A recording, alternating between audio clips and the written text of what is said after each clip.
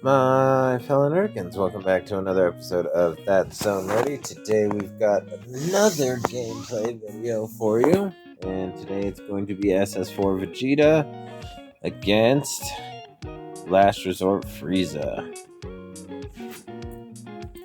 And I know I say this every week, but I'm really excited to bring this Vegeta to the channel finally. It's still not complete where I want it to be because full disclosure, still do not have the UI Kamehameha or the God Sealing technique. But I've made a few decisions in deck building to kind of make up for that, and I think you'll see that in this build. And honestly, this build is probably a lot more unique than most of you are used to seeing, especially with SS4 ramp. But I think it works really well with this deck, honestly, because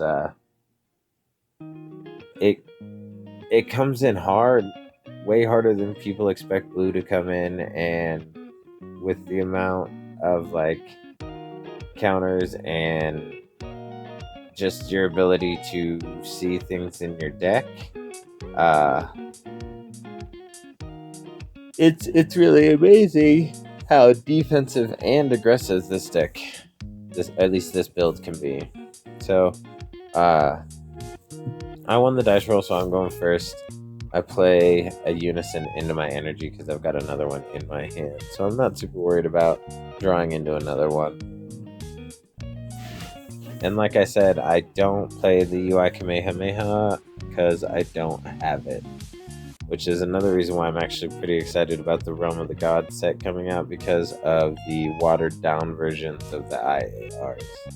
So that actually makes me really happy, because I have one copy of Vegeta's Final Flash, and that is it. And with how expensive all those cards have become, it's really hard to justify paying those prices when I don't have a local scene to go to.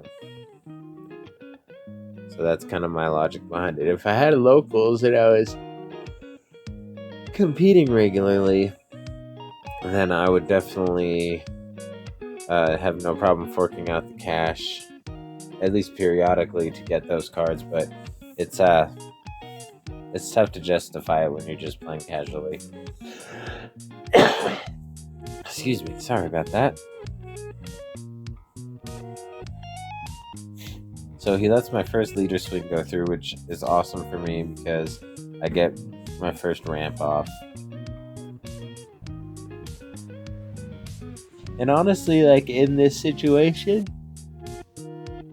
the fact that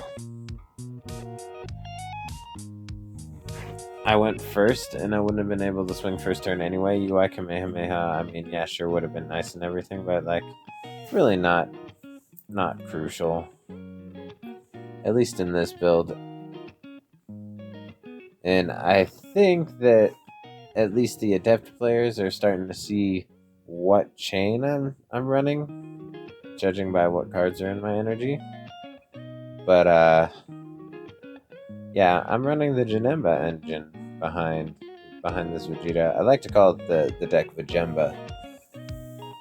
And honestly, I just I've loved this leader since it came out, even despite its super weak awakening condition. But I've always been a fan of SS4, and actually Vermilion Bloodline is the set that got me into the game, because I didn't even know the game existed, and then Tommy and I found out about it and started collecting cards, and that was shortly before Vermilion Bloodline was coming out. And that's actually, I believe, the first video on my channel is, yeah, it's a Vermilion Bloodline booster box opening. And you can definitely tell And I've upgraded my setup since then. It's not much better, but it's better. Because now I can actually form what? English, Carson. I can actually film gameplay video now, whereas before I just didn't have the equipment to even think about filming gameplay videos. I had nothing to hold my quote unquote camera, my phone. It's still just my phone that I film with, but I mean, you gotta make do with what you got, right?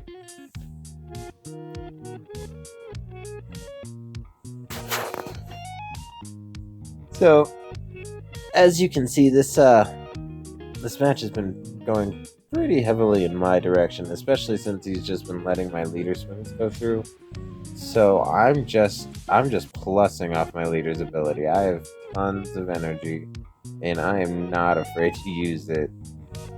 Right here, I play out my three drop skill as Janemba, swing in.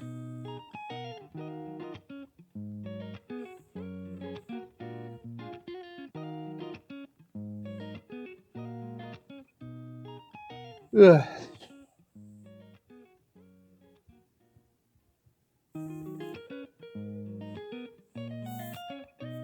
Alright, so he's trying to combo out because he's trying not to awaken. At least not yet. And honestly, that's one thing that I think I should probably talk to Tommy about and try and see if he can work on it. Is he always mistimes his awakening. Like, I think he feels like it's more important to have the combo power in order to combo power, but no, the additional power when you're awakened to combo out. But getting that draw resource, or not the draw resource, the energy resource back is so huge, in my opinion. To use offensively rather than to just waste it getting it back defensively, just because you're trying to combo out of some damage. It feels, to me at least, it feels like a waste of energy.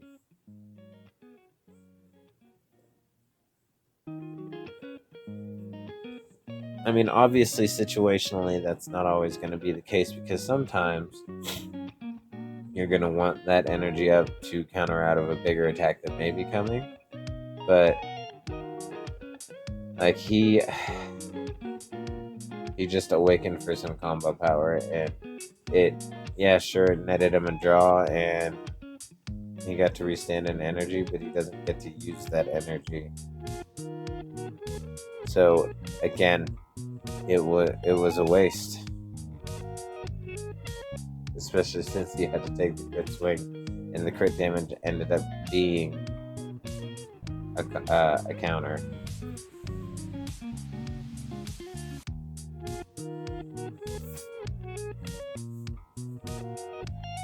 So yeah, I've got this this match pretty well under control, especially considering how the only battle card I had on the board sends itself to warp after it's played. So his Android 13's, I think, permanent ability, or is it auto? I think it might be auto. Yeah, his auto at the beginning of your opponent's turn, you get to KO 2 battle cards. But since I don't have any battle cards, he doesn't get to use that ability. Oh, excuse me. Yawn came out of nowhere. And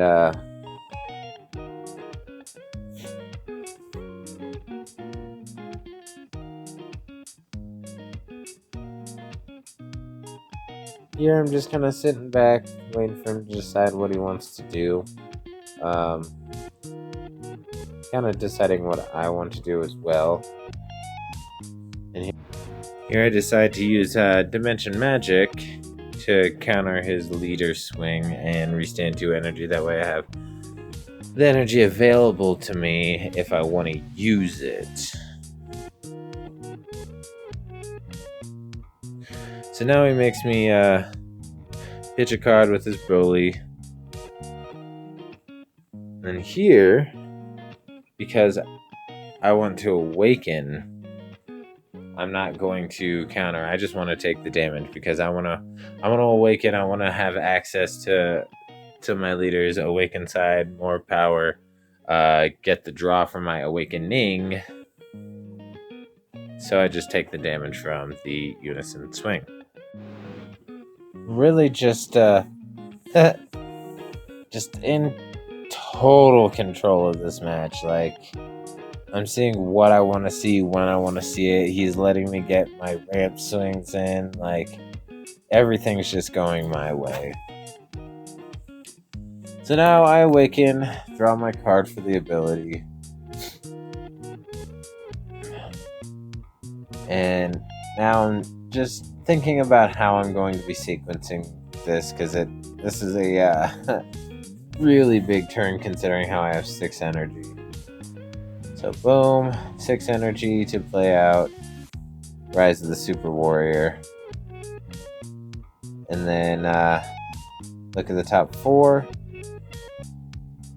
And I believe I choose to ramp all of them.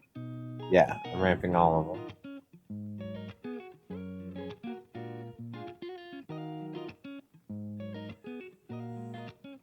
And now I'm going to proc my Unison's ability to give my leader the power boost. Swing with lead. He doesn't counter. Takes the damage, so I proc my leader's ability again.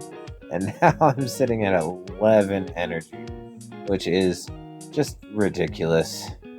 So now I swing with my Rise of the Super Warrior because even though it has blocker, it restands at the end of the turn. So that card just does so much for this deck, honestly. He takes the damage on that swing as well, so I swing in with my Unison. And he makes me bottom deck a card with Bionic Blitz. And combos out. And then I hard cast a Dark Parasite, because I know he doesn't want to get rid of his Android 13.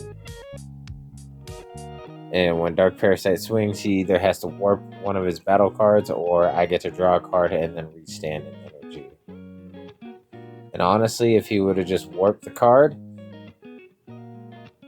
this would have went a lot better for him. But because he decided not to warp the card, I got to restand the energy, got to draw a card.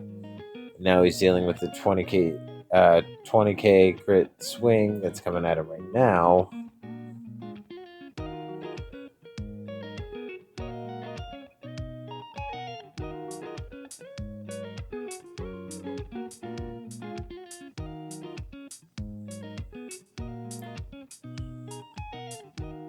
And boom, he combos out of that, and then I EX evolve into Rampaging Demon, which restands himself, and he's a dual attack crit, and that's gonna take the game.